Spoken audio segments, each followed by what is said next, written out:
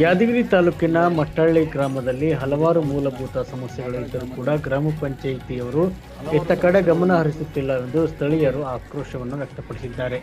ಗ್ರಾಮ ಪಂಚಾಯಿತಿ ಈ ಒಂದು ವ್ಯಾಪ್ತಿಯಲ್ಲಿ ಬರುವಂತಹ ಗ್ರಾಮಗಳಲ್ಲಿ ಚರಂಡಿ ನೀರು ಬ್ಲಾಕ್ ಆಗಿ ಚರಂಡಿ ನೀರು ನಿಂತಲ್ಲೇ ನಿಂತು ದುರ್ವಾಸನೆ ಬೀರುತ್ತಿದ್ದರೂ ಕೂಡ ಈ ಒಂದು ಸ್ವಚ್ಛತೆ ಕಾರ್ಯಕ್ರಮವನ್ನು ಹಮ್ಮಿಕೊಳ್ಳುತ್ತಿಲ್ಲ.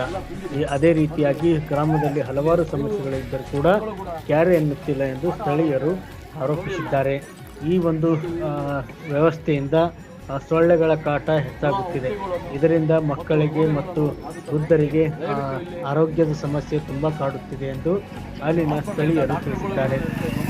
ಕೂಡಲೇ ಈ ಸಮಸ್ಯೆಗಳನ್ನು ಬಗೆಹರಿಸಬೇಕು, ಇಲ್ಲವಾದಲ್ಲಿ ಮುಂದಿನ ದಿನಮಾನಗಳಲ್ಲಿ ನಾವು ಉಗ್ರವಾದ ಹೋರಾಟ ಮಾಡಬೇಕಾಗುತ್ತದೆ ಎಂದು ಎಚ್ಚರಿಕೆಯನ್ನು ನೀಡಿದ್ದಾರೆ.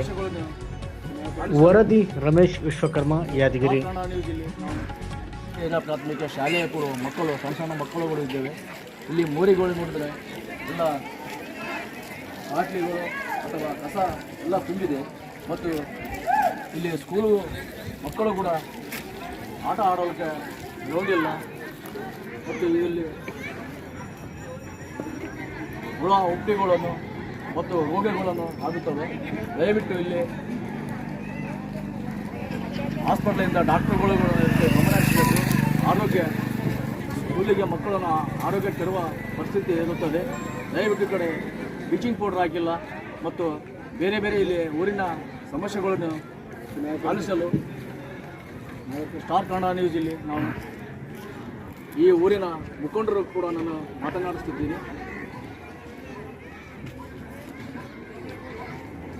ಸಮಸ್ಯೆ ಏನೇನಿದೆ ನಿಮ್ಮ ಊರಲ್ಲಿ? ಹೇಳ್ಬೇಕಂದ್ರೆ ತುಂಬ ಸಮಸ್ಯೆಗಳಿದ್ದಾವೆ. ಈಗ ಪಂಚಾಯತಿ ಅಂತ ಬಂದಾಗ ಅಭಿವೃದ್ಧಿ ಅಧಿಕಾರಿಗಳಾಗಿರ್ಬೋದು, ಸದಸ್ಯರಾಗಿರ್ಬೋದು, ಮೇಲ್ವಿಚಾರಕರಾಗಿರ್ಬೋದು, ಎಲ್ಲ ರೀತಿಯಲ್ಲಿ ನಾವು ಭಾಳಷ್ಟು ಅನಾನುಕೂಲಗಳಾಗಿದ್ದು ಎಲ್ಲ ಸಮಸ್ಯೆಗಳಿಗೆ ಪರಿಹಾರ ಕೊಡಿ ಅಂತಂದು ಎಲ್ಲ ಅಧಿಕಾರಿಗಳಿಗೆ ಮನವಿ ಮಾಡಿದಾಗ ಅವರು 10ಕ್ಕೆ 1 ನಿಭಾಯಿಸಲಿಕ್ಕೆ ಸೂಕ್ತರಾಗಿದ್ದಾರೆ ಹೊರತು 10ಕ್ಕೆ 9 ನಿಭಾಯಿಸಲಿಕ್ಕೆ ಸೂಕ್ತರಾಗ್ತಾ ಇಲ್ಲ ಅಂತಕ್ಕಂಥ ಮಾತನ್ನು ಹೇಳ್ತೀವಿ. ಯಾಕಂತಂದರೆ ಸ್ಕೂಲ್ ಮುಂದುಗಡೆನೆ ನಾನಾ ರೀತಿಯ ಹಲವಾರು ಮೋರಿಗಳಿದ್ದಾವೆ. ಈ ಮೋರಿಗಳಲ್ಲಿ ಬಾಟ್ಲಿಗಳಾಗಿರ್ಬೋದು ಎಲ್ಲ ಹಂಗೆ ಬರ್ತದೆ. ತಾವುಗಳೆಲ್ಲ ನೋಡ್ತಿರ್ಬೋದು. ಈಗ ನೀವು ಇಂಥದನ್ನೆಲ್ಲ ಸ್ಕೂಲ್ ಮುಂದುಗಡೆನೇ ಇದ್ದಾವೆ. ಎಲ್ಲ ಮಕ್ಕಳಿಗೆ ಆರೋಗ್ಯಕ್ಕೆ ಹಾನಿಕರ ಅಂತ ಹೇಳ್ಬೋದು. ಯಾಕಂತಂದರೆ ನಾವು ಹಲವಾರು ಬಾರಿ ಬ್ಲೀಚಿಂಗ್ ಪೌಡರ್ ಹೊಡೀರಿ, ಇದರ ಬಗ್ಗೆ ಗಮನ ಹರಿಸಿರೋಂಥ PDO ಸಾಹೇಬರಿಗೆ ಆಗಿರ್ಬೋದು, ಸದಸ್ಯರಾಗಿರ್ಬೋದು, ಅಧ್ಯಕ್ಷರಾಗಿರ್ಬೋದು, ಇದ್ರ ಬಗ್ಗೆ ಹೇಳ್ಬೇಕಂತಂದರೆ ಇಲ್ಲಿ ನೋಡ್ರಿ ಹಂದಿಗಳೆಲ್ಲ ಓಡಾಡ್ತಿದ್ದಾವೆ. ಇದನ್ನ ಶಾಸಕರ ಗಮನಕ್ಕೂ ಕೂಡ ತಂದಿದ್ದೀವಿ. ಬಟ್ ಶಾಸಕರು ಯಾವುದೇ ರೀತಿಯಿಂದ ಸ್ಪಂದನೆ ಕೂಡ ಕೊಡಲಿಲ್ಲ.